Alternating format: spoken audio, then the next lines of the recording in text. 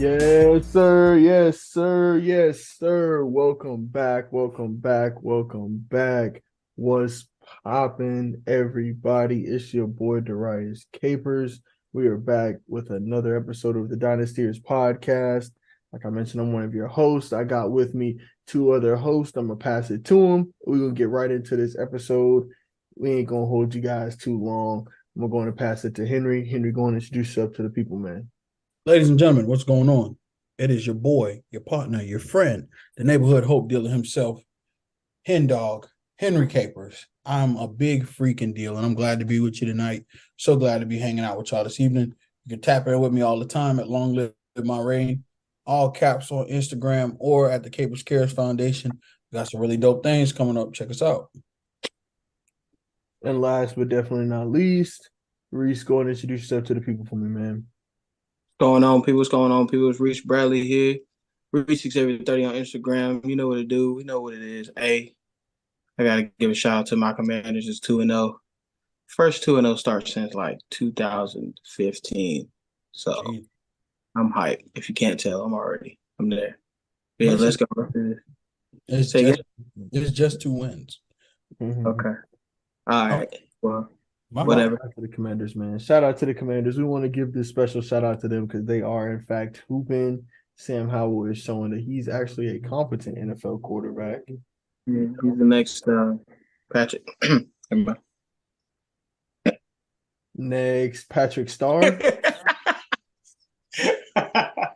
uh, hey, don't sleep on him, man. I ain't saying all that, but just don't sleep on him. All right. Nah, he's good, bro. I like Sam Howell. Sam Howell's a really good player, bro. I don't really like the face that you gave there, Henry, either. All right.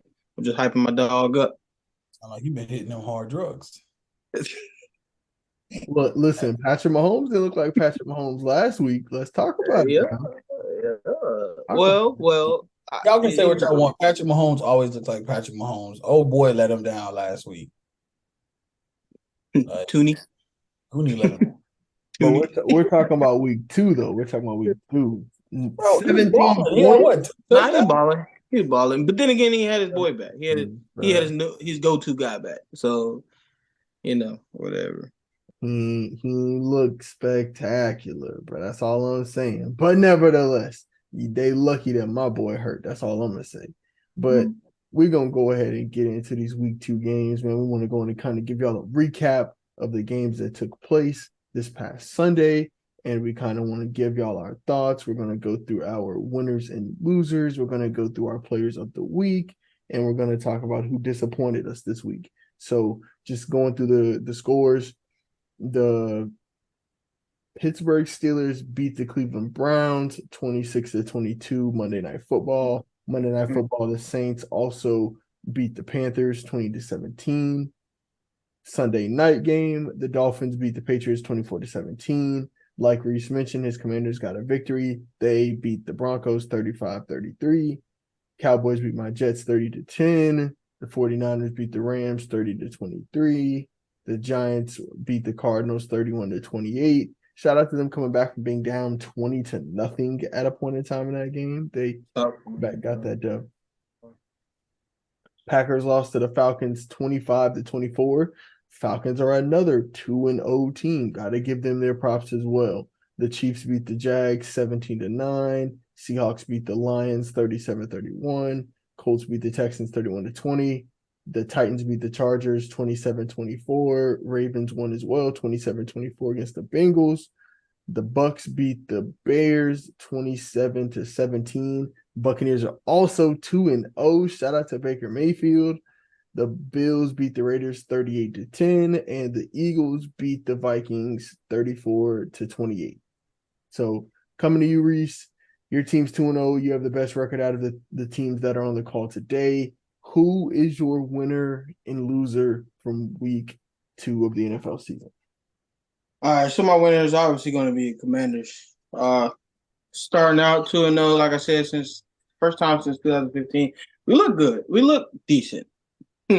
Our defense is truly who we thought they were on paper, and on the field. Man, our offense stepped up in a big way. We went down. We came from an 18-point deficit, man, And to be honest with you, if that had happened last year, it would have been a loss. It would have been an L out the gate. And the way we played, I think we gotta give it up to uh our offense for coming back the way they did, bro. So my week 2 win is going to definitely 100% be my Commanders, and my week 2 loss. It's tough to say. Cleveland Browns. They lost an integral piece to their offense. What? An integral piece. Integral. Whatever, you got it. Hey, I tried to go big word there, but hey, no, for real.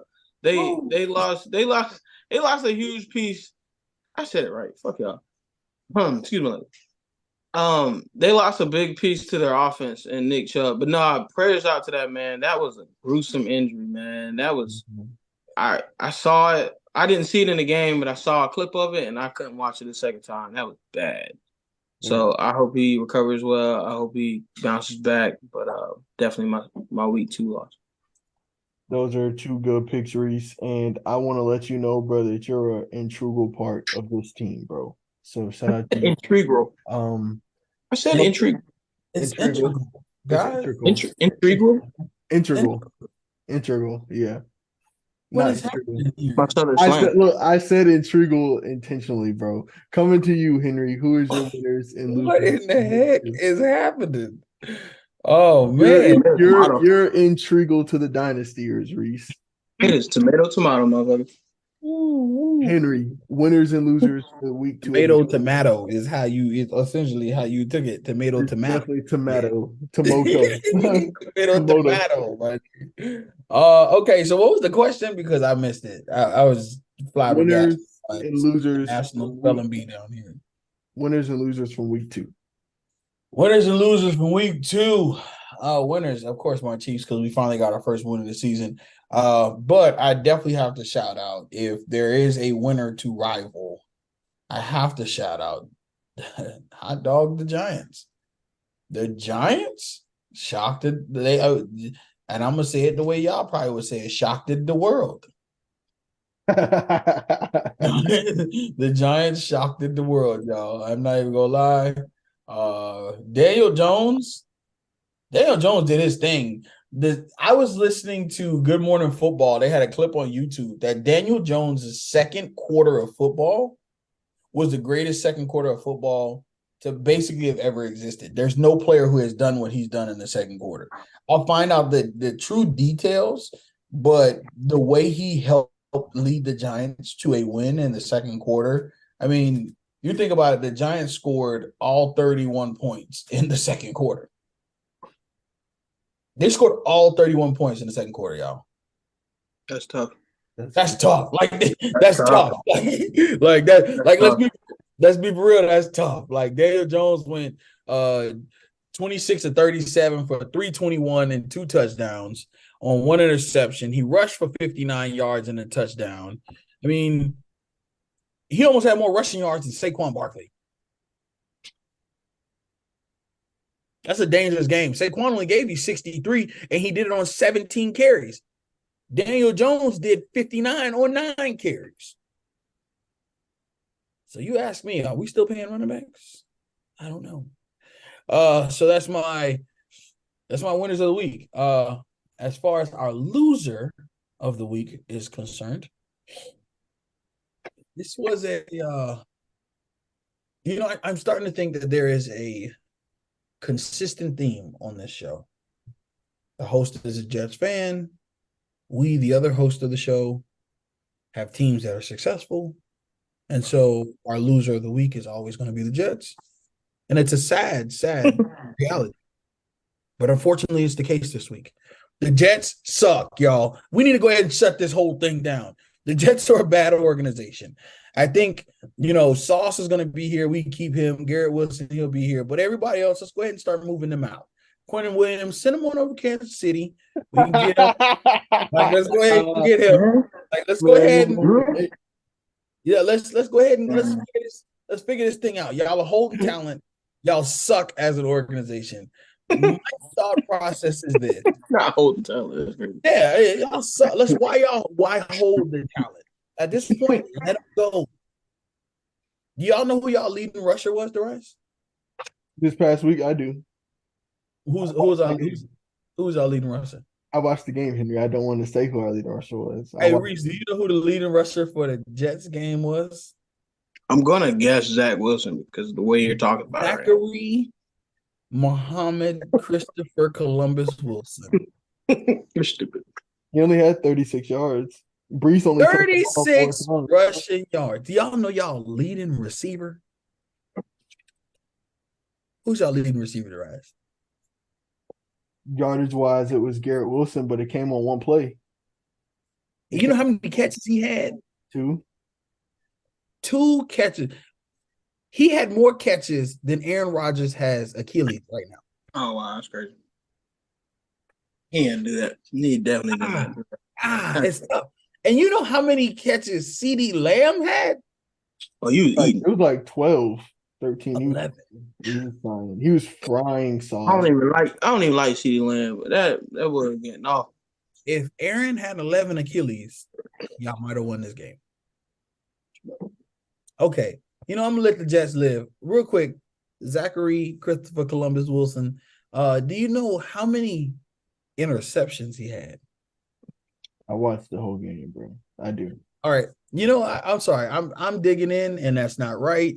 Y'all, I don't know. Yeah, you really are for no reason. I mean, we all okay, knew. You're right. I'm digging in. This is the thing, Reese. This is the thing, bro. I've been on record saying, okay, Aaron Rodgers is done for the season. This could be a blessing in disguise for the Jets. What the Jets need to do, Zach Wilson's going to be the worst starting quarterback in the rest of these games for the rest of the season. So we have a chance of losing the rest of every one of these games. If we go 1-16, we are drafting Caleb Williams. Aaron Rodgers can retire, and I'm okay. I'm fine. Give me Caleb Williams. That's cool. Let us be bad. Next season we'll just be good.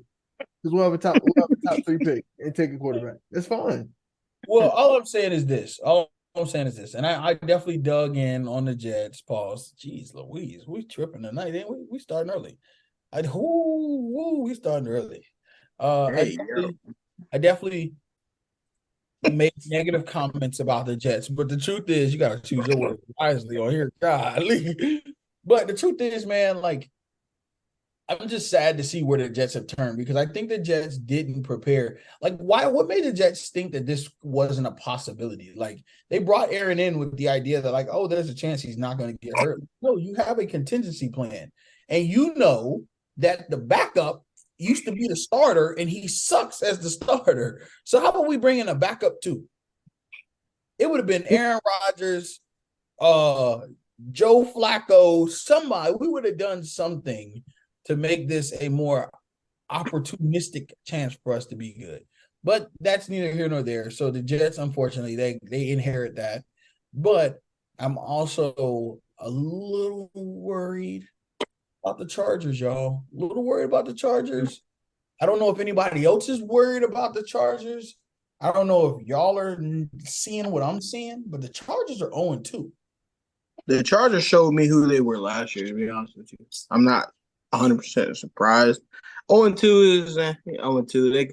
They can still be a 500 team at the end of the year, but the Chargers pretty much showed me who they were going to be last year. I don't think much of the guy that they drafted, so they didn't make any offseason splashes.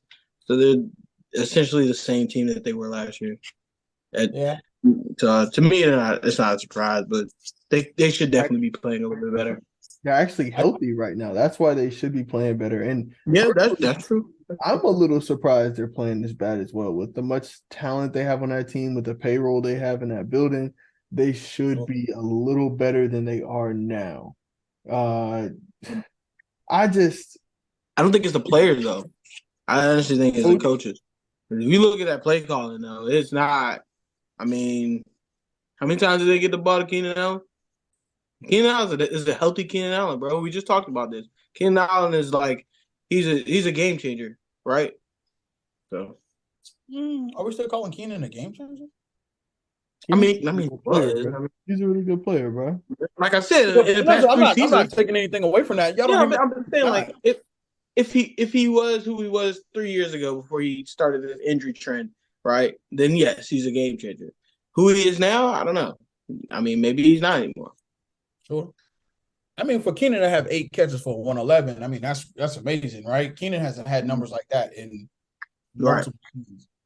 So I'm not taking anything away from him, but I just think now uh we're watching quarterbacks that people have bought a lot of stock into, preferably our guy Josh Allen and Justin Herbert. We're watching two quarterbacks take significant steps backwards, and it negatively affect their organization to the point that I think organizations need to start having realistic conversations about where the direction the organization is going, right? Like Justin Herbert has won what game?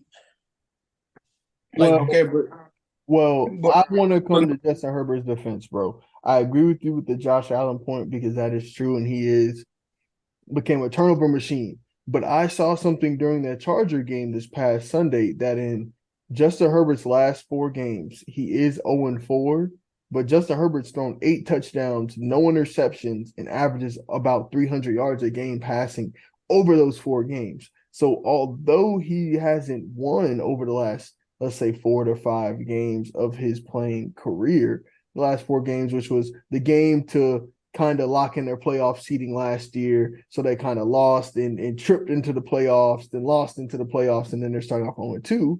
He's producing. He's playing well. Like you said, Reese, maybe Staley's a bad coach because I was going to ask this question. Is it Justin Herbert? But now that I think about it, I don't think it's Herb. I don't think it can't be. I think two things can be right. I think Staley is part of the problem, but I also think it's Herbert. Herbert doesn't strike. Herbert, you know who Herbert reminds me of, like attitude wise, like, and this might be a hard connector, but once I give a little bit more details, I think y'all understand. He reminds me a lot of Jay Cutler. Jay Cutler was I've heard many accounts of Jay Cutler was a quarterback that came to work. He didn't talk to the players. He didn't build relationships. There were certain guys he liked and there were certain guys he didn't like, and he made that explicitly clear. Now, I don't think Justin Herbert is an attitude concern or the attitude portion of Jay Cutler, but one thing that is unilateral for both of these guys is that neither one of them are leaders. You don't think Justin Herbert is a true leader? If Justin Herbert was a leader, Darius, a stat like that wouldn't exist. A stat like that doesn't happen with a quarterback who has gone this perfect and his team is still losing consistently, because that lets me know he's not the vocal voice in the locker room saying this situation needs to change. That conversation should have been had after, in your words, we stumbled into a playoff position, stumbled again in a game that could have put us in the playoffs, stumbled again in week 1 of a new season when we got a fully loaded roster, new signed players, new drafted players, healthy returners, and a quarterback who has some type of protection. And then we doubled down and lost again to the Tennessee Titans? Listen to what we're saying, guys. There has to be a lack of leadership somewhere. And if we're already saying Staley is the problem, so where does the leadership come from? Who's the next coach on that roster? The quarterback. There is no quarterback in this league that I think would tolerate this type of situation. At least the quarterbacks that are losing right now, the Zach Wilsons of the world, the Bryce Youngs of the world, these quarterbacks that are struggling, we've seen at least be a little bit vocal. I don't hear reporters or news anchors come on and say, oh, Justin Herbert went in the locker room and he was pissed off and he was throwing things and guys were worried. And no, I don't hear that. I don't see him slam his iPad on the sideline. I'm not condoning that type of behavior. So Tom Brady is not right or wrong for that, but at least we can see the intensity. We can at least see the gravitas and the magnitude of playing in the National Football League. For me, I do not get that feeling from Justin Herbert. I get that Justin Herbert, while he may have relationships on the team, that speak to, hey man, if I take 1-2, you take that step outside, that's gonna be there, go get it. While those conversations might be there, I do not believe Justin Herbert has the vocal sound in that locker room to say, if we lose another game, I'm walking in and I'm punching you in your face. Yeah, I The don't think blonde head kid from I was Cali. gonna say, yeah, I don't think I don't nobody think that. gets that vibe from the Cali kid that went to Oregon that looks like a skater, looks like a Like, bro, what? surfer. He might not be that kind of leader. Y'all can Make say him what, not a good leader. time out. Sometimes you get Y'all can say what y'all want. Y'all can say what y'all want. But Darius behind you is a guy who gave off that same vibe. Behind you is a guy who gave off that same vibe to the extent that he would get on there and say, the receivers got to catch the ball, y'all. What more do y'all want from me? What more do y'all want from me? And we're not condoning that, but we're at least saying that there is some sense of vocal presence that at least causes some controversy. Reese, you've been in a locker room too. Sometimes you just got to poke a guy real quick to see if he can really play. Sometimes you got to work a guy up just to see if he's going to really be about it. And this locker room doesn't have that right now. I don't think that's, I mean, you just compared, like, you really just compare Aaron Rodgers to fucking Justin Herbert. He's nowhere near that. And he doesn't have that capacity in the locker room as Aaron Rodgers would to do something like that, like call his receivers out for not catching the ball. Like, Justin Herbert is not established. Why not? Justin Herbert came in the starter on his team. Why doesn't he have that capacity? He's been the guy. And look, listen to what you're saying, Reese. You're telling me. Reese, before this man, Joe Burrow, just re-signed, and by the way, we're going to get to Joe Burrow, everybody. Justin Herbert was the highest paid player in NFL history. His contract passed just Jalen Hurts. So he's looked at as, if not the best, the number one of the top guys in the NFL. So he's Aaron. I mean, he's supposed to be an Aaron Rodgers type. He's guy. supposed to, that is exactly what you're supposed to say, Darius. He is supposed to be Aaron Rodgers. The same type of Cali kid, played at an unconventional Cali or West Coast school, because just as quickly as Aaron could have chose USC, he went to Cal Berkeley. Like just as quickly as Justin Herbert could have chose USC, went to Oregon. Like look how they emulate one another. They chose these, not the normal path school, because Justin Herbert was a 5-star coming into college, and to choose an Oregon, it just was unconventional. Like you said, unconventional to say the least. I definitely agree with you on that. It wasn't a quarterback powerhouse school or nothing like that, but I mean, I could see some similarities. I could see some things that do mirror each other, but at the end, my biggest comparison is the lack of vocal leadership, and that is very reminiscent of what it looks like when Jay Cutler played football. You know who the voice was in that locker room for a significant period of time when Jay Cutler played football? It was Brandon Marshall. And the moment your wide receiver has control of that room, the moment that a guy who isn't the quarterback has control of that room, that team is not going to be successful. How many times do we think the Bears were going to be something and they weren't? How many more times we got to wait for the Chargers to be something before we find out that they aren't? I'm just asking. It makes sense. The writing's on the wall. Blow that team up too. I'll take Keenan Allen. Tell him to come to Kansas City, man. Come on. I love Mike Williams. Man, what? And side note, hey, Mike Evans, man, god dang. Get that man that. I don't know. I hope he gets traded to a good thing. The Buccaneers gonna fold eventually. They 2-0, right? But yeah, I don't see him. Baker Mayfield's gonna come back down to what he used to be. Side note, I'm gonna give my winners and losers, but side note, Brandon Marshall, it's crazy to think about that he played with Jay Cutler in Chicago and in Denver, bro. That's crazy. I just thought about that. He played with him at both locations. He was the quarterback. That's crazy. Jay Cutler went to the organization and asked them to go get him. Brandon Marshall liked Jay Cutler. Bro, they were friends. But he vocally said they were. From that, he was like, yo, like, he stuck up for his quarterback on plenty of occasions. But I mean, you got to think about it. Brandon Marshall's getting 15 catches a game. Brandon Marshall's name is man. Brandon Marshall's name, a game, bro. I was just picking up on I'd be happy as I don't know what. Hey, Hey, y'all better about keep Jay. Y'all better not say nothing about Jay. Hey, we would have had nicknames. Yeah, I'd have been cutting Momo. We'd have been frying them, boy. We'd have had crazy, boy. We'd have been frying them, bro. Bro, you think about how crazy. You think about how crazy this Brandon Marshall's name is on the list that it just got sent up for the Hall of Famers, bro. Yeah, he's definitely Hall of He's Famer. definitely I don't know about a first ballot. No. I'm not questioning. Nobody's questioning whether he's a Hall of Famer. What I am saying is, to y'all's point, had he not played for Jay Cutler? Hey, look, all I'm gonna say is that he does have.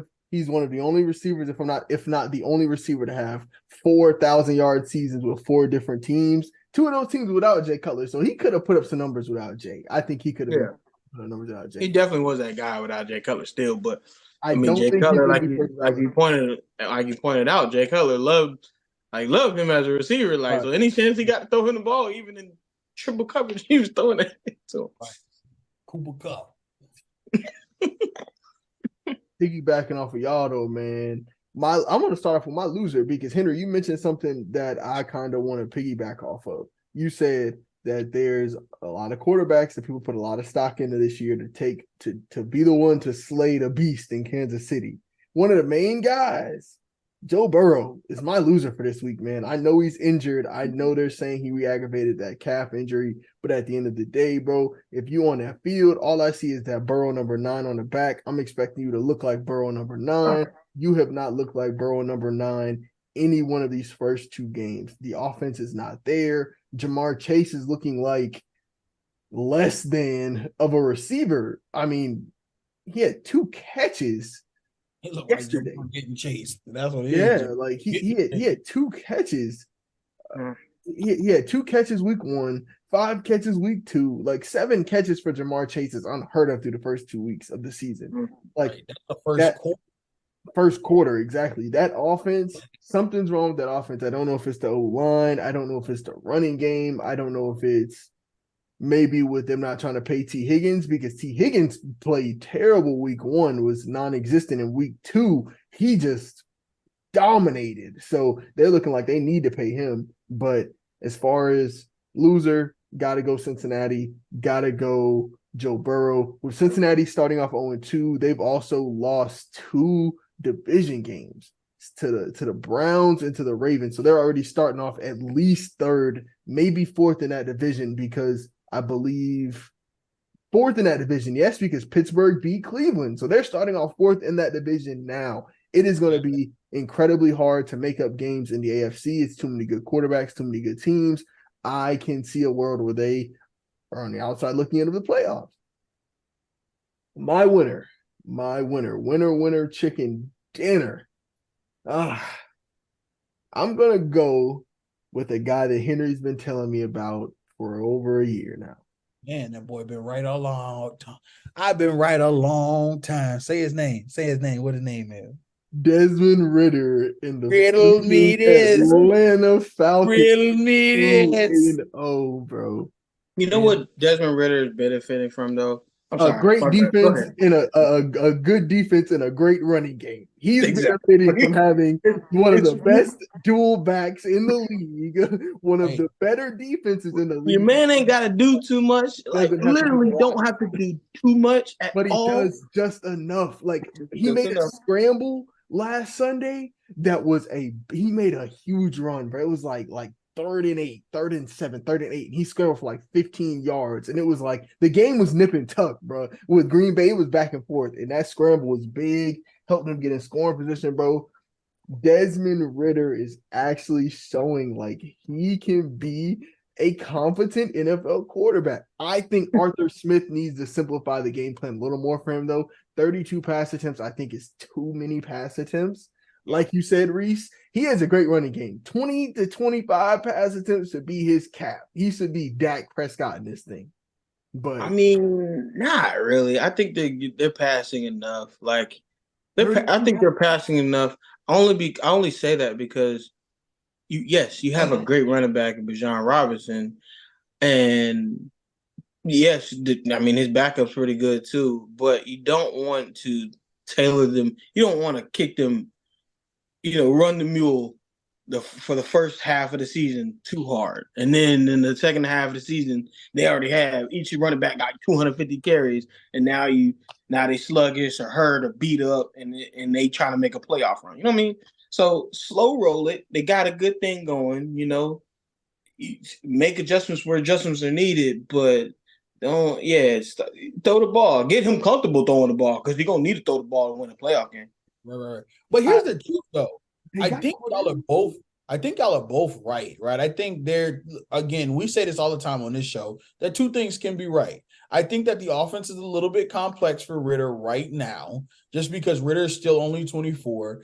He didn't come from a big offensive powerhouse program. They were good. They won ball games, but I think that there's definitely room that he can get a little bit more acclimated to the league. But you're right, Reese. I don't think that you need to run Bijan into the dirt, Algier into the dirt. And here's why. Because you have a really unique weapon on your roster that can do a series of things for you that we've seen has worked for this organization specifically. And that is being able to use Cordero Patterson as that gadget tool in a way that if they want to run the football, if they want to pass the football outside of or behind the line of scrimmage in the backfield, if they want to throw the ball a little bit further downfield without making these long, extensive 25, 30, 35-yard throws downfield, you could do so with a Cordero Patterson and feel comfortable about doing that. And so I just think that the offense may need to play into the hands of, while we don't have the greatest receivers on this roster. I wouldn't even say that, though. They got weapons.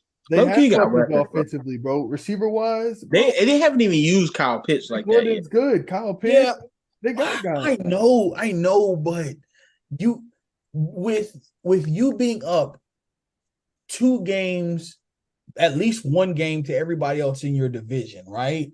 There's nobody in their division remotely close to them at this current moment. It's Except either them and the Saints, bro. It's them and the Saints it's division. them and the Saints. Like, I got No, I got Tampa. them over the Saints But right now. wait, Tampa is Tampa. 2-0. That's right. We cannot They do have Tampa, but we have already come to the recollection that Tampa's probably going to come back to reality, right? And what's actually crazy is the NFC South's got three 2-0 teams and the Panthers.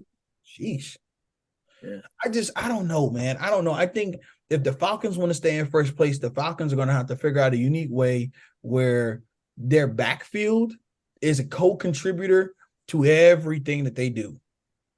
Like I would have 3 backs on the field. I was going to ask, would you have formations where all three of them on the field? Because with Bijan's skill set, Cordero and Bijan have similar skill sets in different packages. Because Cordero's 6'2" with his skill set, Bijan's more 6', 225. Cordero's more the 6'1", 6'2" lanky type running back, receiver, gadget guy. They're both gadget guys. And then Algier's a power back. They have, like we said, Kyle Pitts. They have not tapped into Kyle Pitts enough, man. Him or Drake London this season.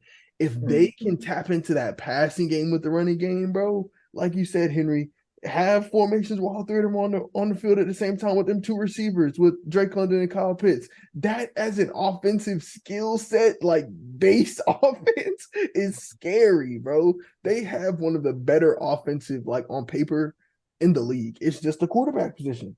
If a Ritter can be more efficient, and this is why I said 32 is too much, Reese, because 19 of 32, that's 58%, 57%. I don't think going entirely too much not to reap any benefits. That's what I'm saying. If I cut them down to 25 and he's completing 16 of 25, I feel like that's a little better because that's at least 9 possessions that he missed out on versus the half of possessions, 17, 15 he missed out on throwing 32 times. Mm-hmm. But I like Ritter though. Yeah, you have been high on Ritter this whole time, Henry, and I'm finally catching up because, like Reese said, that he don't got to do a lot. He just show up to work, hand the ball off, defense do the job. They kick field goals, he going home happy. Can you be mad at him? Oh, Man, nah, that's a great job. That's a really life. good job. That's a good life, brother. And then staying in Atlanta, Georgia, it's warm weather to play football. I know it's good. Easy win. Easy win. In that division. Piggybacking right off of winners and losers, man, that kind of goes perfectly in the players of the week, offensively and defensively. Coming to you this time first, Henry. Who's your defensive and offensive players of this week? Defensive player of the week. Defensive player of the week for me is either TJ Watt or Micah Parsons. I was like truly impressed with how both of those guys got to the quarterback this week. They make being an edge rusher look really cool. Like they seriously, they make being an edge rusher look like, yo, that's the job to have, bro. Because them dudes, man, oh my gosh. I don't know if y'all saw, but that boy Waddington is crazy. He come out there with evil intentions. Like, and then Micah Parsons, man. Micah Parsons is just a game changer. He's probably, I'm trying to think, like, when was the last time we saw a defensive player this good this early in the league? Probably Jadeveon Clowney. Jadeveon came in the game cooking. Yeah, but I don't think he was cooking like this. I was thinking TJ Watt. I'm thinking JJ Watt.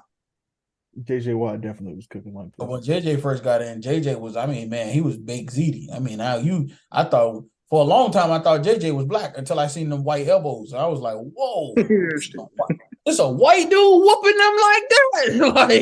like, whoa. They put him in tight end. They put him at top, bro. My man was out wide, shaking his hand like, throw it to me. Like, but JJ should not have been doing them the way he was doing. I seen them white elbows go up there and catch that joint. He talk about touchdown. He gonna look at dog face like this. like he can't even swing on you. He ain't gonna fight back. So yeah, those are my defensive players. Those are the guys I got my eye on for like defensive players of the week. I also have my eye on them for defensive player of the year. So I think if both of those guys stay healthy, they could be really good candidates. Offensive player of the week. Man, I low-key want to give it to this kid. Peyote, what's his name? Not Peyote. Puka Nacua. Puka Nacua. Hey, that's my guy. That's my pick right there. We on the same page. Puka Nacua. 15 catches, 147 yards versus arguably the best defense in the league. Bro, Puka Nacua is a dude, bro. Yeah, kid, bro. Bro, and I don't know if he knew he was gonna be this good. Dog, but he was doing this at BYU when Jaron Hall was throwing him the ball. That's the crazy thing, bro. He was cooking at college. But see, this is my question. I want to ask y'all this. What happens when Cooper Kupp comes back? You have this kid, and let's just talk about it. You have this kid, 5th round pick, like I just mentioned so eloquently, 5th round pick, cheap deal, giving you all pro level production. If I'm keeping it a bean, right? Like this is all pro level production. All pro level. He's right now today. The list probably leading. Is he leading the league in receptions? I would assume so. 29, 30, 31 receptions in the first 2 games. Right. What 25 catches for 266, 0 touchdowns now. But the thing is, I'm just talking about receptions. 25 catches in the first 2 games. You have to have both of them on the field at the same time. That's that's my thing. What do you do? What do you do as the GM? You have this kid, 5th round pick. What do you do? I'm an OC. I've got both of them in the slot on either side of the field, and we cooking. But y'all know that ain't gonna happen, y'all. Calm down. Y'all know that ain't gonna happen. But this is what's gonna happen. Puka is either going he got a heck of a name. Puka, God, dog, he's black, low key, bro. That's smooth, bro. That joke crazy, bro. Dog name is Puka, bro. Oh my gosh. Bro, I'm sitting here looking at him and looking at his pictures. I'm like, what is Puka like? Is he Hawaiian? Like, what is he? He's from Utah, bro. Yeah, he was by seeing that in Utah. So that Puka kind of threw me for a loop. Like, what Puka mean? You know, It's just but he didn't test well, bro. He yeah, his didn't test numbers. well at the combine whatsoever. But a lot of receivers don't test well, man. The really real the good special low key out of the woods ones don't test well, bro. I'm trying to tell you. I mean, so the ones that test well, obviously, not even obviously though, because we've seen ones that test well that don't make it from the cut. But John it's Ross had the greatest combine of all I'm time. saying, where is he now? He's on Kansas. Nah, he's on How y'all. he ran He's like a on y'all twelve practice four squad. three, Nigga. bro. Oh, he's on our practice squad. He's on Okay. y'all practice squad. Yeah. Oh, for real? That's Yeah. good. It's good for him. So Hey, well, so what I'll tell you is this. Oh, yeah. My opinion, Reset put them both in the slide. Reese said keep them both, which I mean it makes sense, but it's like I don't see that happening, bro. it's not gonna happen, but it should. Hey, I tell you what's gonna happen. They're gonna mess around. They're gonna trade Puka because right now his value is no higher than it probably will be for the rest of the year.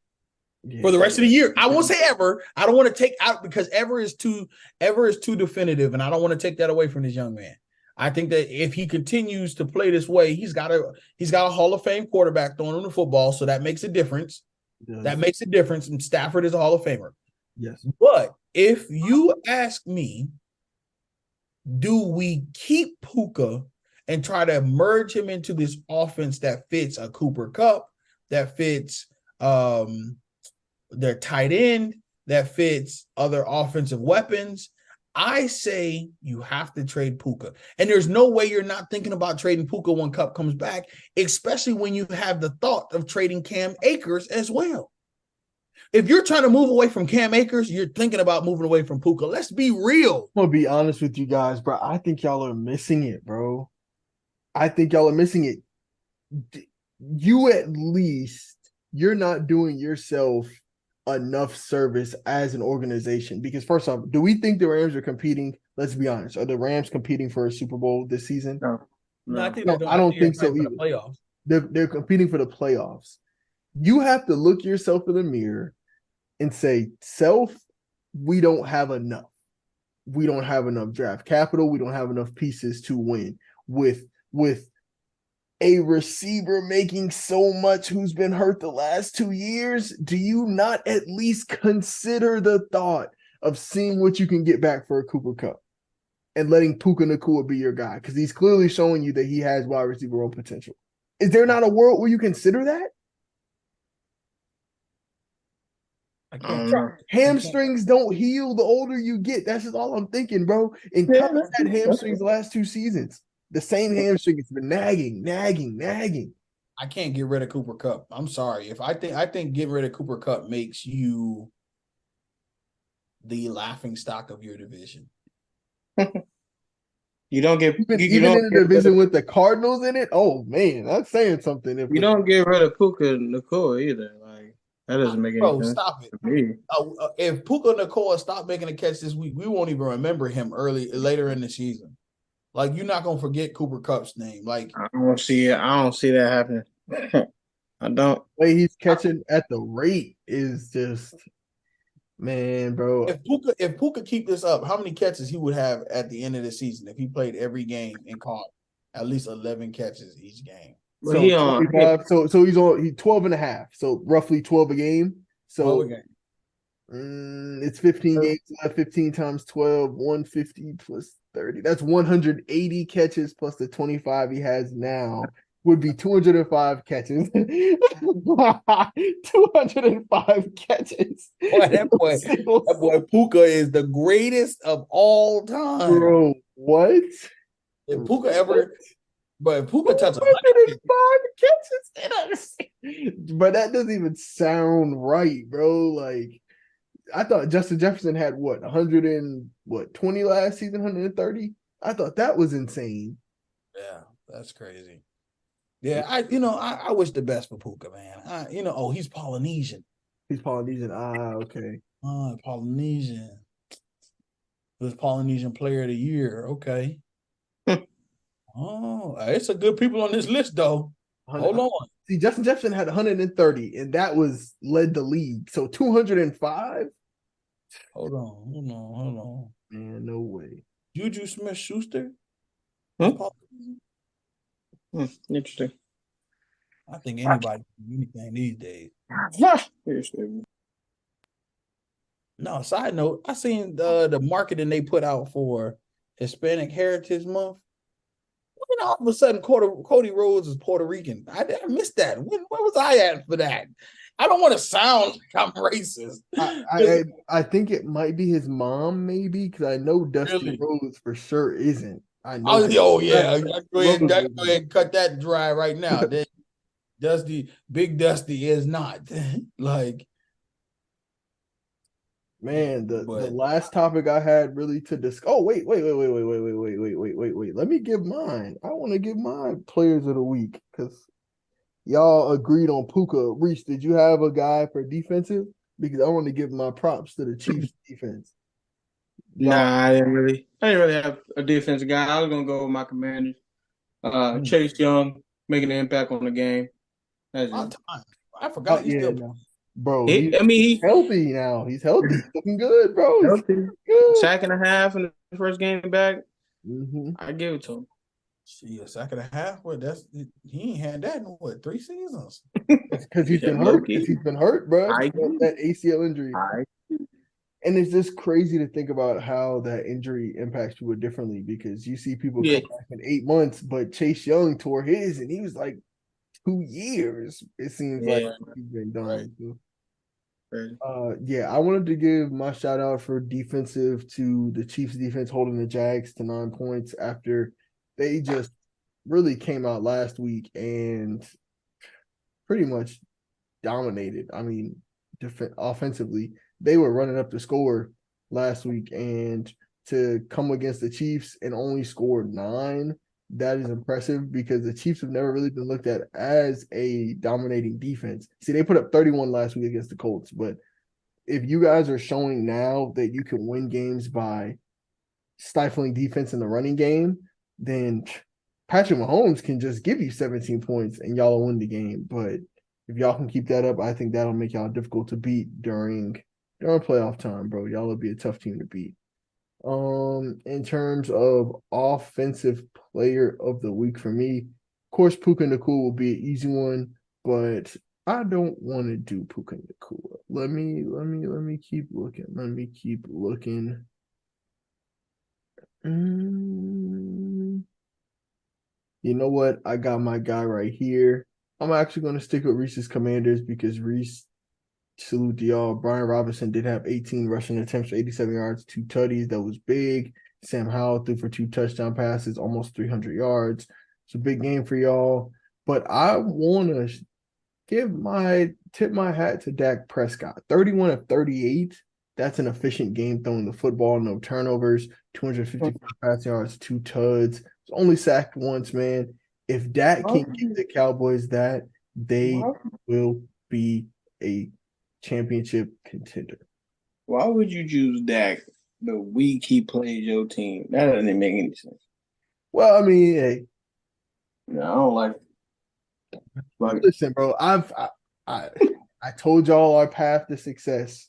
It involves Caleb Williams. Season's done, bro. Let's let Zach Wilson develop, and we can just get whatever we can for him this offseason, if anything. That's wild. Do Aaron Rodgers come back for the playoffs? Bro, playoffs. If he comes back for the playoffs, bro. Playoffs. I think he runs risk of never playing football again. And that's not even me being like rude or trying to be like say something controversial. Bro, a 5-month recovery from an Achilles injury is insane. Like, that is crazy. I feel like at the quarterback position, like planting and throwing is a major thing, right? I feel like it's similar to basketball. Kevin Durant took 16 months to come back from his Achilles surgery. That's 16 months. Like, almost 2 full seasons, 2 full years. Like, I don't see him coming back in 6 months with this new experimental surgery and this and that. If he does, bro, I'll be shocked. And I don't even see us making the playoffs anyways. So I don't think it's any good. What if he's just saying that just to keep his team motivated? Right. I think that's what it is. them boys gonna start losing motivation eventually, bro. That defense is on the field so much against the Cowboys. It just, They bro. need to go ahead and trade for another quarterback right now because he's not coming back. You know what I mean? I hope he does what he sets out to accomplish. Let me not say that. I hope he does what he sets out to accomplish. But I don't think there's a realistic chance of him coming back. So they need to go ahead and trade if they actually have aspirations to be in the playoffs, winning the Super Bowl. They need a quarterback, bro. They Okay. need. So you give me your quarterback, Reese. Give me the quarterback we need to go find. That's better. That would be a better situation than Zach Wilson via trade, via free agency. Shit, anybody, to be honest with you. But The names aren't brilliant, bro. It's the Carson names aren't Wentz. brilliant, and I heard one name that is interesting. Who's I mean, if I'm the Jets, I'd do it, I guess. Jacoby Brissett. He's not. I mean, he's not top 10, 15 quarterback, no, but he's going to give you experience. You know, he's gonna play better than Zach Wilson, and that's what you should be aiming for. Right. But I mean, Because and anything all better the than Zach names out there Wilson, though, like he's probably the best name. yeah, anything better than Zach Wilson keeps you in a fighter's Right. chance of making the That playoffs. team, that team, low key is good enough, bro. They have a good defense. If they're not on the field 80% of the Yeah, damn game, they were you on know what I'm the saying? field for Like 45 minutes this past. it's not like he don't got weapons. It's not like he got weapons. You know what I'm saying? So it's tough to run the ball when you don't have a passing game. So stack the box. Like you throw in Jacoby Brissett, he completes 60% of passes. He's not throwing for 400 yards, but he's throwing for like 250. He's completing some good passes. He's making the defense stretch, and now we can run down Davin Cook. You know who they should trade for? You said what? So you know who they should trade for? Well, One of them boys out of the Ravens. Oh, oh yeah. Utley or Josh Johnson. I think uh, he's not good. Hey, I'm gonna be real with you guys, bro. At this point, there's no viable option that we could bring in that is significantly better than Zach Wilson to give us a chance to win this season, bro. I don't see it. Jacoby Brissett's probably the best to name. Carson Wentz, Nick Foles, like all of these guys. How Carson Wentz? y'all cut open blood to go get Kyler Murray?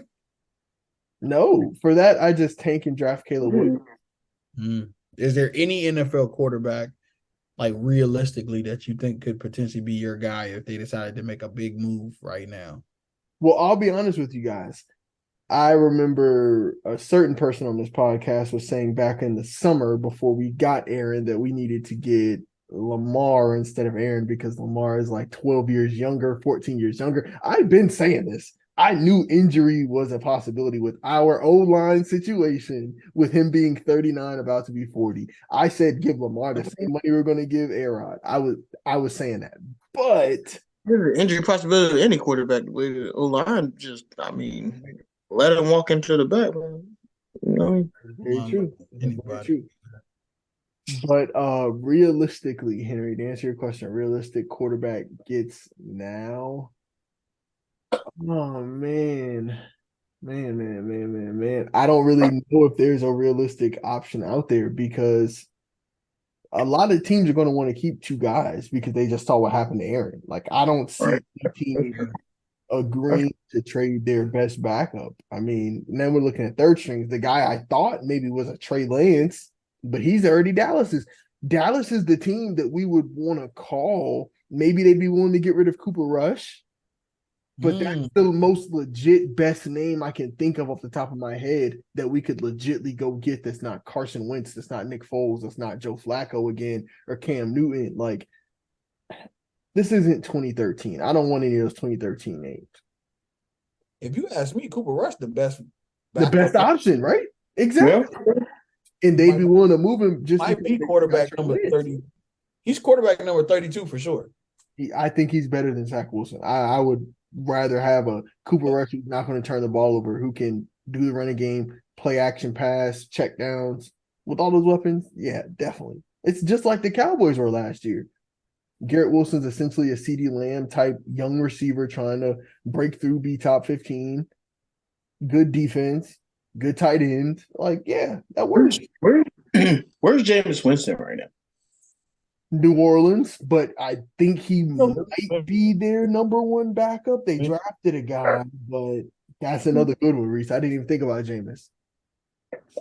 Really good. You know who I think would win with y'all roster, low key? Low key, you know who I think will win with y'all roster? I think Tyler Heineke will win with y'all roster. Yeah. Ooh. I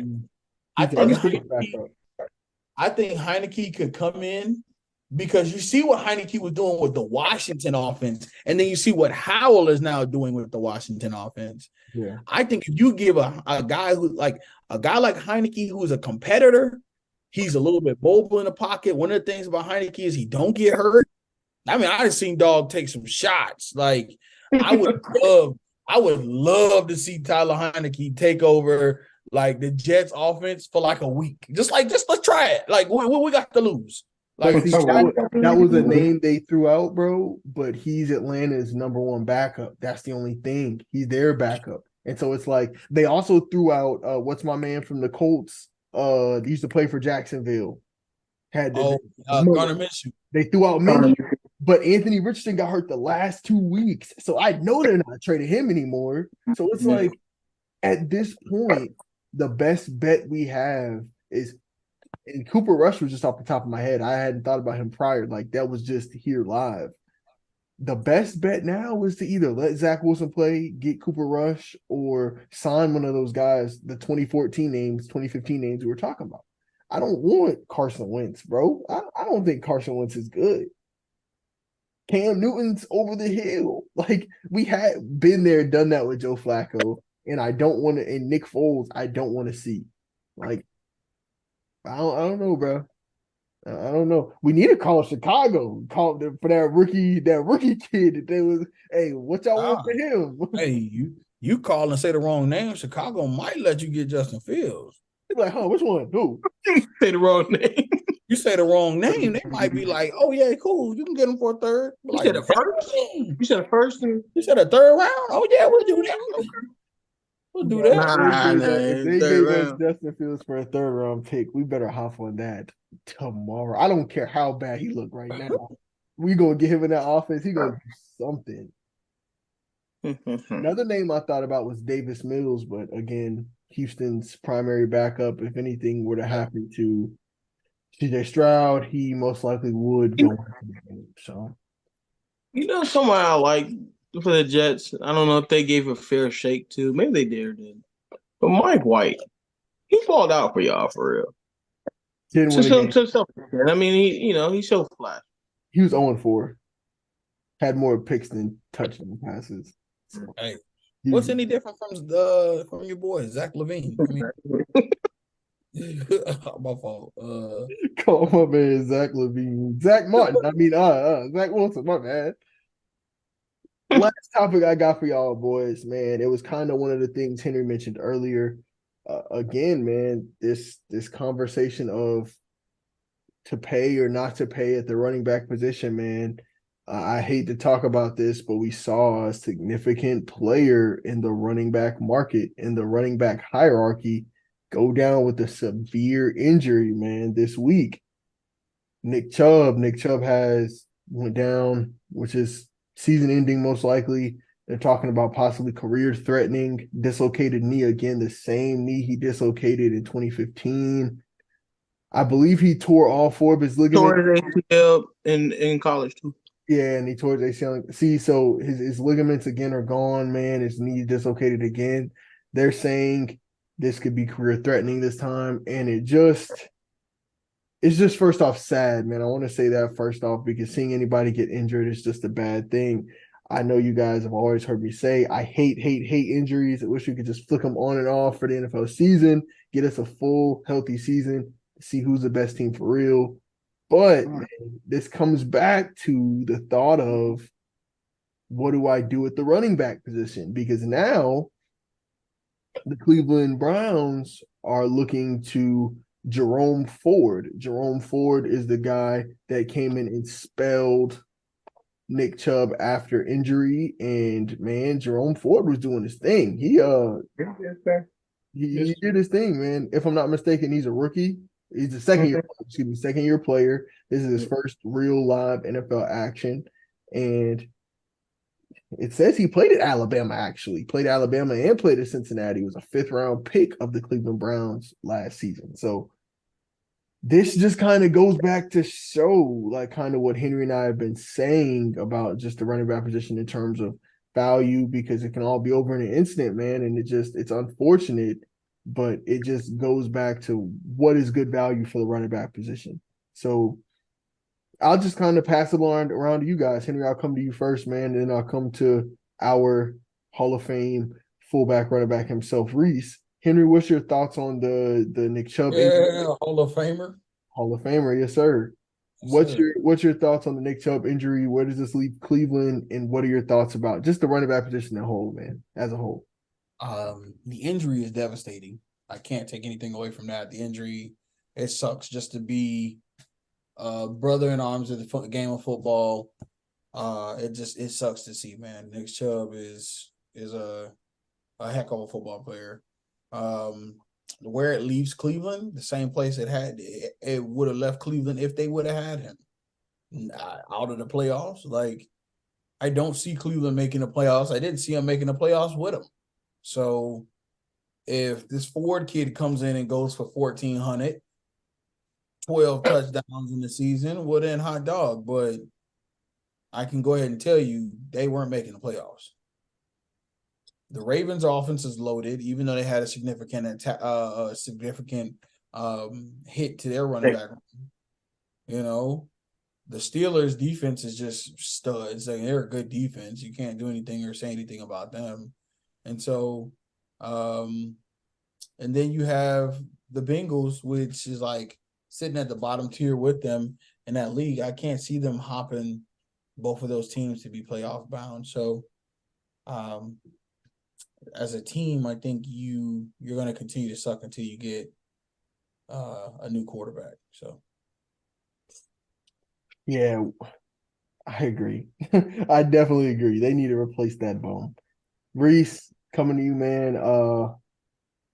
What's your thoughts, man? Just what's your thoughts on the injury? Where does this leave Cleveland? And just your feelings about the running back position, man. I know that's your position. So just give you the floor. I don't have much to say, but I mean, all I have to say is, I hope Nick Chubb comes back. I hope he makes a full recovery. I hope he's able to play for as long as he wants to play. I hope this is not a career-ending thing that would be truly devastating just to him alone. And I just pray it out to him.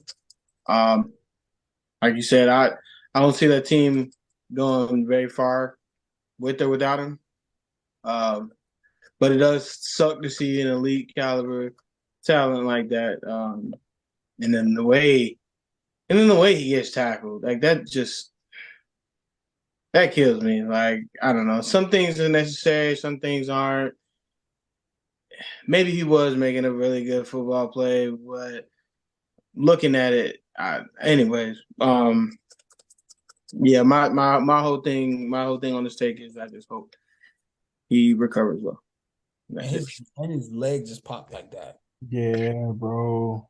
Yeah, it's just crazy because like I'm a fan of Nick Chubb. I'm a fan of a lot of the running backs. I'm a workout guy. I follow their pages, and the way Nick Chubb works out is just like he power cleans 450 pounds. Bro, him and Saquon Barkley are two of the most physically gifted lifters I've ever seen in my life, bro. Like they just put up weight like it's nothing, and it's just something like something simple as that. Like you said, Reese, man. At the end of the day, I just hope he gets better, man. He's able to come back because Nick Chubb, man, I'm a fan of him. Been a fan of him since he was in college running the football, and man, it's just so unfortunate. I don't know if it was a good football play either, bro, but some things it's just like, come on, dog. He's at a vulnerable position.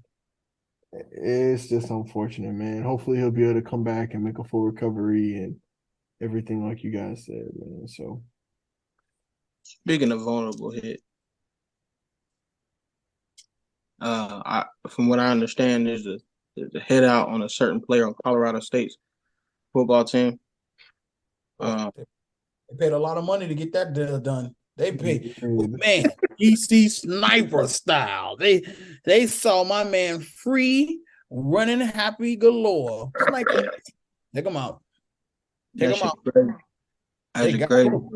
well, this is good conversation banter before we wrap up. What do y'all think about Colorado, Oregon coming up this Saturday? Let's talk about it.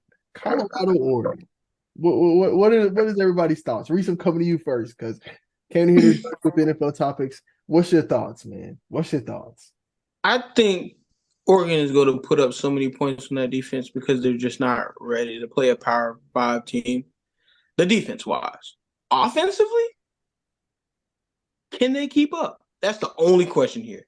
I think that's the biggest question for me. Right. Can the offense keep up? And I think it's tough because they don't have Travis Hunter. They're arguably their best receiver on that team. But the way Shador be playing, man, throwing dots across the field, bro.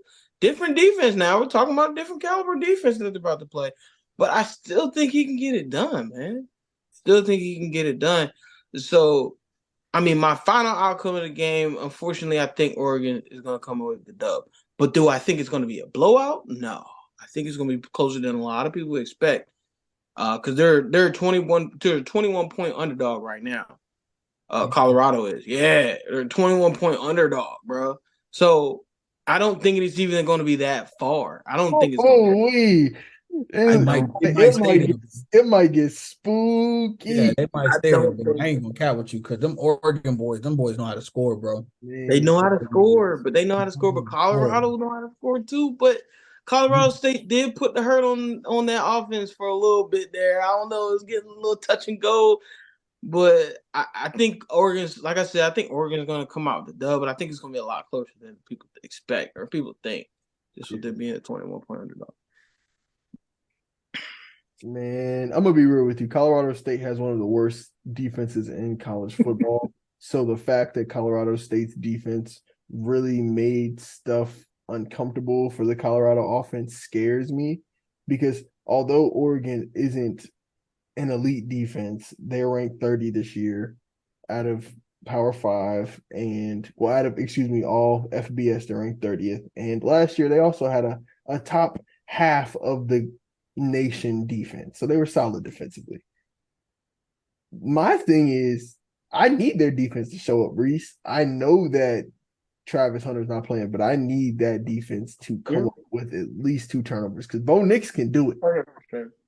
Bo Nix is liable to turn that joker over. So let's see. I don't like, but I mean, not say I don't like. I don't have faith in Bo Nix to like win them a game, right? So if the defense can keep it close, yeah, of course Oregon's gonna put up points. How many points they're gonna put up, who knows? But if the defense can keep it close, I think that offense, I don't know, offense is streaky. Yeah, but they did put up what? How much, Henry, on Portland State? What was it? 81. What's your thoughts? Colorado, Oregon, man. Yeah, I got 4 words for y'all: cutting it off early. He's stupid. He talking about it's gonna be a blowout. That game gonna be done. That game gonna be done for halftime, my boy. I'm gonna go ahead and tell you. Unfortunate, bro. And then I ain't gonna put. they got USC, bro. That's gonna be the tough 2. But I want to stay in the hype, bro. I want to stay in the hype, right? So we all know what's going to happen if they lose this game to Oregon. They are going to get crushed by USC. But I don't want that to happen. All because I'm in the hype, man. I'm in the hype. Prime is turning that team around, regardless of what happens in the next 2 games. That's what I'm saying. I don't even know why people is hanging their hat on this. Right, like, bro. If they go out here and they want them to win the national title this year. It's not gonna happen. If they go out there and get dog walk, if they go out there and lose this game by 60 and the next game by 65, they still Colorado's still gonna have a great season. Great season, bro. Great season. And then they go recruit and bring some dogs in and they compete for them. And then go compete. But I think people want them to make history. I want people to take Prime serious, right? And him to have a lossless season would absolutely take them serious, man. So I don't know. I'm all for Prime and him getting his dub, but I mean it'll be tough. These next 2 weeks is tough. If they can get these 2 wins though, Bro, if they get these 2 wins, I might be convinced that they'll win the national championship. And Shador might be the best player in college football. I'll be if Shador can pull this off, bro. Henry, keep it real, bro. If Shador can pull these next 2 weeks off, how can you not tell me that he's not the number one overall? Let me tell you. But it's not even like Shador had a bad game last I know, game. exactly. I know. I agree, but that's what I'm saying. If he gets this one home, there's no arguing. Like, bro, we gotta he might be 1A, 1B to Caleb Williams. Like he might be looking at if he could combine like 600, maybe 500 yards in the next 2 games, he definitely in the talk. He's for sure 7, 8 touchdowns, maybe 6 or 7 touchdowns. I say 600 yards, 6, 7 touchdowns in the next 2 games. If he does anything like that, he's for surely 100% going to be in the Heisman talks. I ain't gonna lie, 6 touchdowns not enough to beat both of them 2 teams though. At all, 6 touchdowns ain't enough to beat one of them teams. That's 42 points. Yeah, I was about to say Caleb Williams will do that by his lonesome. I don't know. It's not. He might run 6 touchdowns in. It's not. But I'm talking about him in the Heisman talk. 15 touchdowns these next 2 So we're he gonna need 15 whole time. So Shador throws 600 yards and 6 touchdowns in the next 2 games and doesn't turn the ball over, he's still in the Heisman talk whether they win or lose that game. No. I think he has to win. I think he has to stay undefeated because we talking about Shador as if Bo Nix and Caleb Williams aren't thinking the same thing we talking about. I got to dog these because they Shador. I'm gonna give you something to adore. I'm gonna light the tail up. Like man, Bo Nix ain't Caleb Williams, bro. Bo Nix not about it, bro. I don't believe in Bo Nix either. I'm gonna be honest with you. I don't believe in Bo Nix, but Caleb Williams scares me. Caleb, that's a different monster. The defense just doesn't have enough what it takes to beat him. So, no, bro. So Henry, both over before halftime is what you're thinking? I think Saturday's game is over before halftime. It's the USC game that I think will be very close. Really? I think the USC because we saw last year USC crapped the bed. They struck Utah both times. That is very Utah different though, and Colorado got Utah at the end of the season. That's going to be another one that people are sleeping on that they might struggle. That pack. They gotta. But for them to be a 1-win team last year to come into this schedule, bro, be 3-0 already. Yeah, they're like you guys said. I feel like some people do want him to go worse the first. Nothing else in that cup. That's not realistic. That's not true. He didn't tip that cup up 5 times. He has been trying to get the rest of that slushy. Hey, I know the slushy be hit, bro. It ain't nothing but ice in there. He done suck all the juice out. Pause. Yeah. Hey, yo, man. On that note, Dynastyers fam, we're gonna take this back to the positive side, and we're gonna let Henry give y'all some positive words because he just dropped a bomb. And we need to. Yeah, man. I got to get my mind right. Yo, that was wild. Well, y'all, it's always a pleasure to come to you and give you some words of encouragement. Today's word of encouragement is learn to ask for help. Learn to reach out to people because God will order your steps. Your path is already written and prepared. Sharing just a small little testimony. I always thought I was old enough to never need a babysitter, but I was fortunate enough to have a conversation today with the one person my parents would trust to watch me and my siblings when we were younger. And just to reflect, just to laugh, just to have a conversation with her and see where life had taken her and to see how her willingness to pour into me and the work that I'm doing, to be able to feel that was very apparent. And so I'm truly grateful. Be willing to ask for help because there are people in your corner Somebody else who deserves flowers time and time again, and I don't give them flowers enough is Reese, man. I give Reese a hard time. People know I dog Reese because, I mean, come on, the jokes just make themselves, right? The jokes make themselves. But Reese has been a huge, huge component to what the Capers Cares Foundation has done this week, or excuse me, this year. And so, Reese, I definitely give you the flowers that you deserve, my friend. Let you know I appreciate you. Thank you for being at my beckoning call when we need to make something happen. So today's lesson is ask for help. Build that friendship, build that relationship with the people around you, because the resources are there. Your steps are ordered, and when those two things align, you make something special. I love that, bro. I love that. Reese, I'm a pass the mic to you now, my brother. Any words of wisdom for the people? Yeah, man. My my number one word, my number one phrase, I like to always tell people is take care of your mental. All right, so it's always going to be the number one thing. If you can't help yourself, don't expect to be able to help others. Right. So when I say that, I just mean take care of yourself first. Put yourself first. Put yourself in a good position to be able to uh, uplift others. Because if you can't take care of yourself, it's going to be extremely hard to take care of anybody else. That's the first thing. And then so as we all know, we've mentioned it here before, I'm coaching for the first time. I'm coaching high school kids, and I do a lot of reflecting when I'm talking to them, because it's not just about football. It's a lifelong journey that they're stepping into, because high school is that essentially is that first step into manhood. I'm speaking on just because I'm coaching a lot of young men. Uh, so with that being said, man, plan for your future, right? And I'm talking to all the young youth right now, like plan for your future. Because if you don't plan for something, you obviously are planning to fail. And that's it. I like that, bro. Yeah, definitely, man. Those are good words. Ask for help, plan for your future.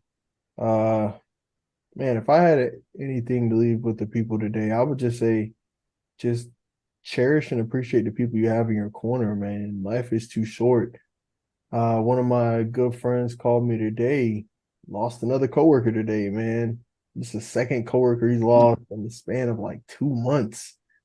Died in a car accident, man. It's crazy to think how short life is and how loosely people take life, like people do things to I don't think you should be doing. Like if we were supposed to bungee jump, God would have gave us wings. If we were supposed to be deep sea diving and go look at the Titanic, God would have gave us gills. I just feel like we do things that sometimes put us in predicaments that we don't need to be in, man. And I just feel like you need to sometimes just relax. That's what you need to do. Sometimes just stay still, relax. That's the best way, man. Staying still will keep you safe. So that's what I got, man. Man, I want to say thank you guys. Thank you guys. I know it's Tuesday during the week, man. We work tomorrow. Everybody works. I want to thank you guys taking time out to come talk some football with me. And for me, all of us here at the Dynastyers podcast, myself, Darius Capers, big brother Henry Capers, my other brother Reese. I want to say thank you guys. I want to say thank you guys for listening. And until next time, we out. Peace. Yep.